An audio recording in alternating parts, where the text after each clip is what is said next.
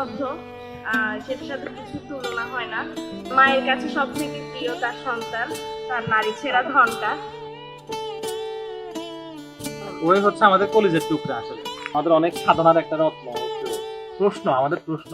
সে যখন প্রথম আমি জানতে পারি সে আসছে, আমার সন্তান, তখন অনুভূতিটা অসাধারণ।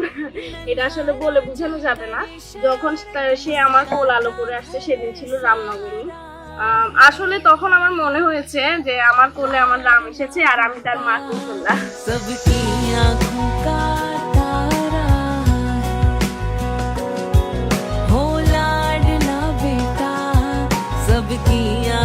কোথায় ভাবতে থাকুক আর যেন সবসময় মানুষের পাশে দাঁড়াতে পারে।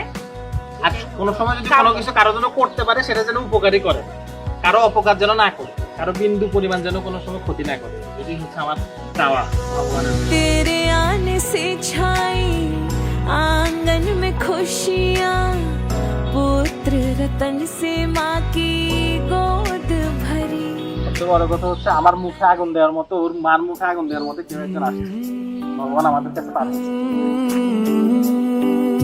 दिल है छोटा सा, छोटी सी आशा, मस्ती भरे मन की भोली सी आशा, चांद तारों को छूने की आशा, आसमानों में उड़ने की आशा।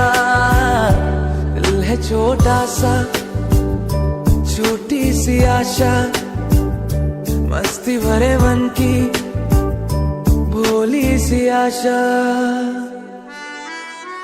যখন আমি জানতে পারি আমার সন্তান আসতে চলেছে, সে অনুভূতিটা অন্যরকম ছিল। আমার প্রেগন্যান্সি জার্নির প্রথম দিকে অতটা আমি শারীরিকভাবেও খুব মানসিক ভাবেও খুব টেনশনে ছিলাম। আমার সন্তানের হার্টবিট আসেনি প্রথম। ডাক্তার বলছে যে ও হয়তো আসবে না। হ্যাঁ, আসলে ডাক্তার না, ভগবানের চেয়ে বড় ডাক্তার, ভগবানের সবচেয়ে বড় প্রিয়। बन के बाबरिया अपनी चोटी में बांध ले दुनिया। दिल है छोटा सा, छोटी सी आशा, मस्ती भरे मन की। ও হলো যে আমার সবচেয়ে বড় উপহার।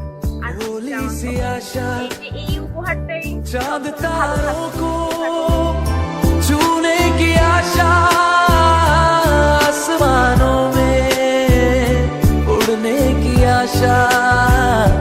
दिल है छोटा सा, छोटी सी आशा, मस्ती भरे मन की भोली सी आशा।